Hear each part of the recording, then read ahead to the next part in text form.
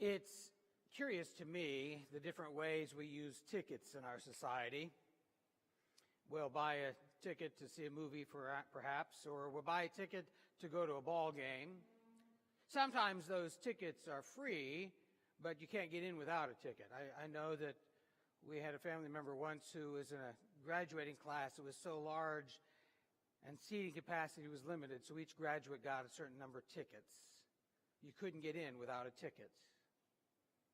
I've heard, not been to one, but I heard there are churches that are so full at this time of the year they do a similar thing where they issue tickets so you know whether or not you have a seat when you show up.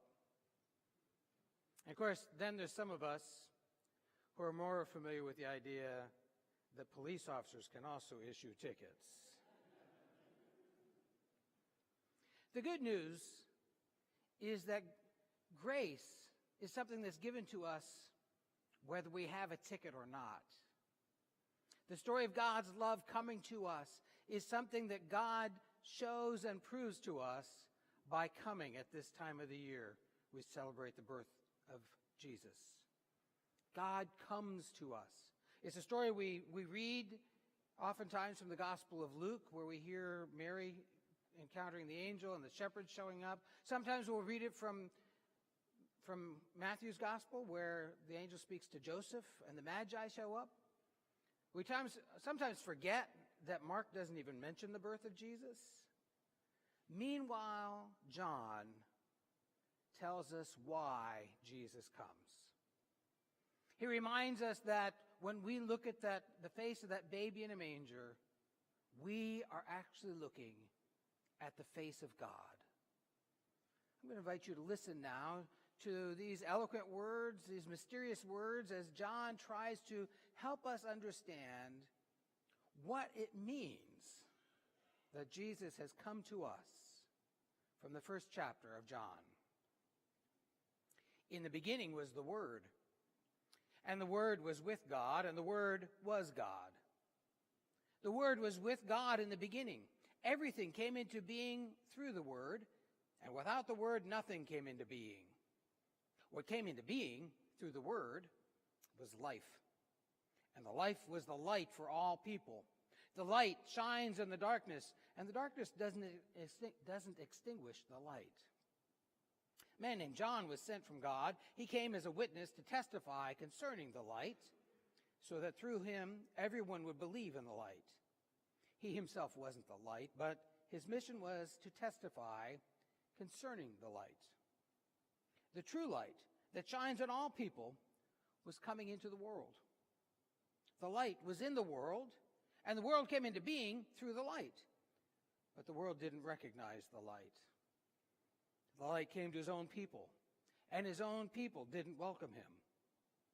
But those who did welcome him, those who believed in his name, he authorized to become God's children, born not from blood, nor from human desire or passion, but born from God. The Word became flesh and made his home among us. We have seen his glory, glory like that of a Father's only Son, full of grace and truth. The Word of God for the people of God. Like John, we can say that we too have seen his glory. In fact, this time of year we celebrate the light of Christ coming into the world. But we also have to confess that there have been times when we didn't recognize that light in our midst. Sometimes we have had our own doubts and raised our own questions about the incarnation and what it means for Jesus to come.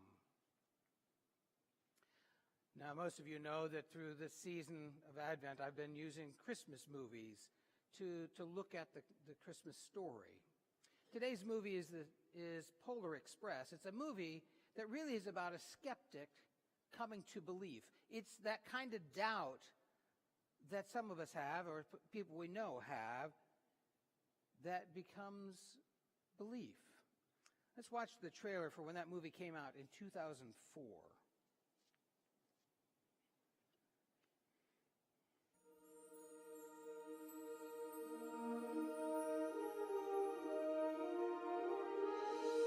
What if there was a place beyond your imagination.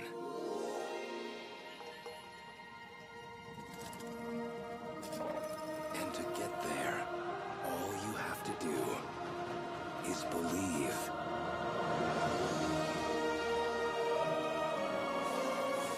All aboard!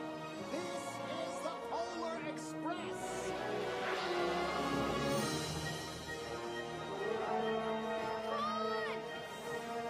Come, journey to a world There is the North Pole. where dreams become real.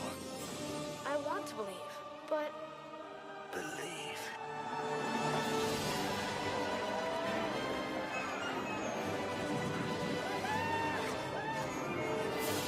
Hold on tightly! Get us the blazes out of here!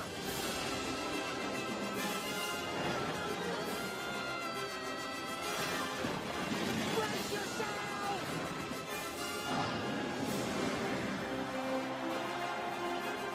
Director Robert Zemeckis look, isn't that amazing?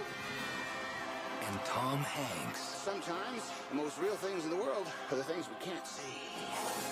will take you to a place where anything is possible. I wanted to do that my whole life.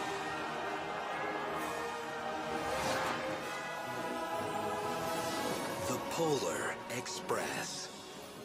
One thing about trains, it doesn't matter where they're going.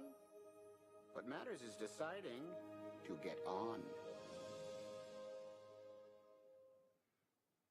How many of you have seen the movie? Most of you have. It's interesting. The first service, almost nobody had. The movie is based on a book. The book was published in 1985. How many of you have read the book? So and I'm assuming most of you have read the book, have also seen the movie, and you learned what I did. They're not the same. Everything in the book is in the movie, but there's more in the movie that makes the movie feel like a totally different experience. The book is written by a man who tells the story of what happened to him when he was a child. A train came to his front yard and took him to the North Pole. And while he was there, he met Santa Claus and was given the first gift of Christmas, a sleigh bell from Santa's sleigh. On the way home, he realizes there's a hole in his pocket, and the bell fell out. He's devastated. But on Christmas morning, there is a package, and in that package, there is a bell from Santa. And he can hear it, but his parents think it's broken. His sister can hear it ringing clearly. And that's when he realizes that only those who believe can hear the bell. The last page in the book has a picture of the bell along with a line that's actually in the movie, the closing lines of the movie. At one time, most of my friends could hear the bell, but as years passed, it fell silent for all of them. Even my sister Sarah found one Christmas that she could no longer hear its sweet sound. Though I've grown old, the bell still rings for me as it does for all who truly believe.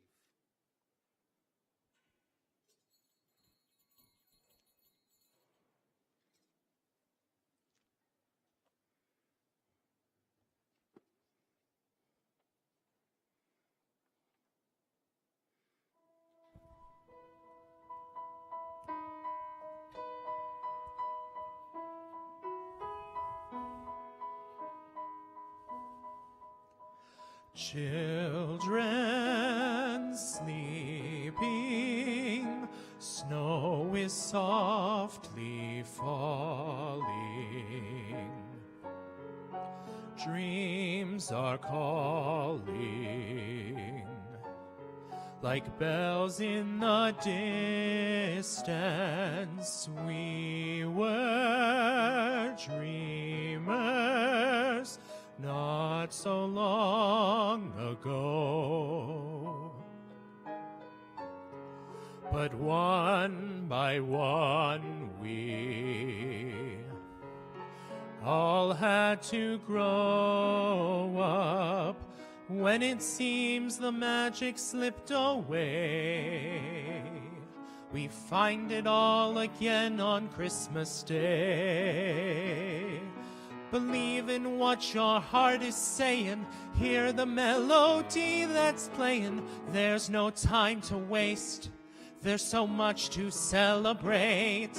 Believe in what you feel inside and give your dreams the wings to fly. You have everything you need if you just believe.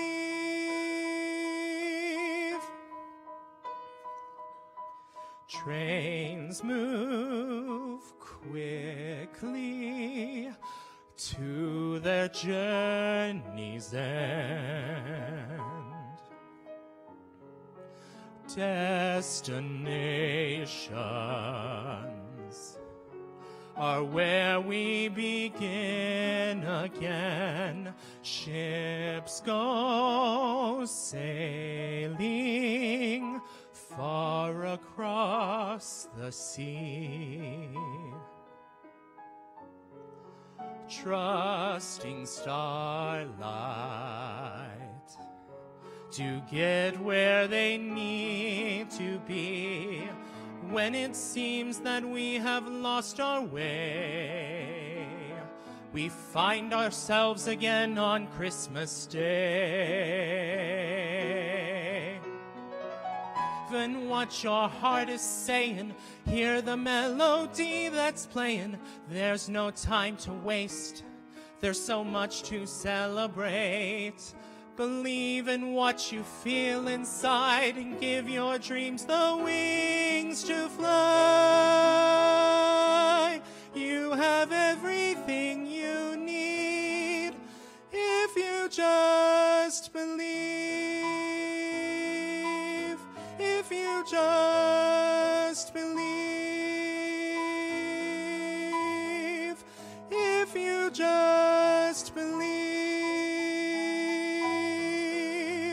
Just believe. Just believe. Just believe.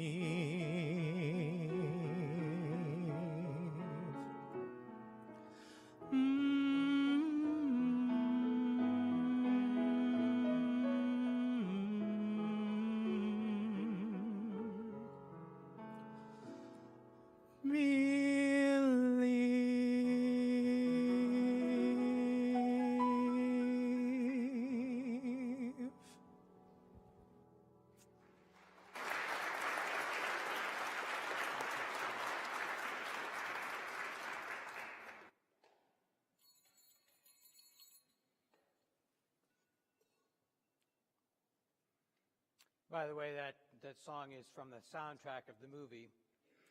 The movie, in addition to what's in the book, also includes other features, subplots. There's roller coaster rides, for example, which are alluded to in the book, but not really the way they are in the movie. The other children in the book take on their own characteristics and their own characters as they interact and help pull this story along. And then there are those interesting, curious characters that show up in the movie that aren't really in the book, like the hobo that rides the train, who asks the most provocative questions. He's the one that asks if they really do believe. Are you sure? And what is it you believe in? But in the movie, the primary character seems to be the conductor, the one who welcomes the children on board and then asks for their tickets. He's the one who says, the most real things in the world are the things you can't see. A line, by the way, that is not in the book. Tickets aren't in the book either, by the way. The conductor goes up to each child and asks for their ticket, and they don't think they have a ticket. But they do. They already have one and didn't know it. And when I saw that in the movie, I thought, there is John Wesley's idea of prevenient grace. We already have what we need. We just don't know it yet. We need somebody to help us open our eyes, to help us to see, to help us believe that God's grace is already with us. In fact, John's gospel, it opens up by reminding us that Christ is not only present now, Christ was present when the world began. It's a matter of opening our eyes and seeing to believe what has already been there all along. Of course, the conductor takes those tickets and he punches them and puts letters in them, different letters on each of the children's tickets that don't seem to make any sense at all until you get to the end of the movie when those tickets are completed and it's a complete word. Each word unique to each child, depending upon how their story unfolds on this train ride to and from the North Pole. The one who tells the story has a ticket that says, believe. It's what allows him to hear the bell. It's a lot like what John said in the text I read earlier. Those who believe in his name, he authorized to become God's children. But the movie begins with a sense of doubt, with a sense of skepticism. More than once in the movie, the question is asked, are you sure? The boy asks it of the girl, the hobo asks it of the boy. It's asked several times, and only one time is there a clear, resounding yes. Most of the time, there's no answer, leaving us to wonder,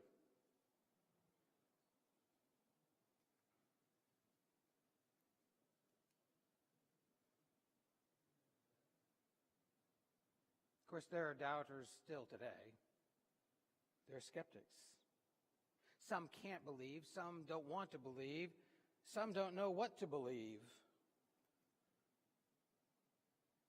John reminds us that they're not unique. They're not the only ones. John reminds us that we already have a ticket. We already have the opportunity to believe. We just need to accept this gift that's been given to us. But then he says things like, the light came to his own people didn't welcome him. But those who did believe are invited to become children.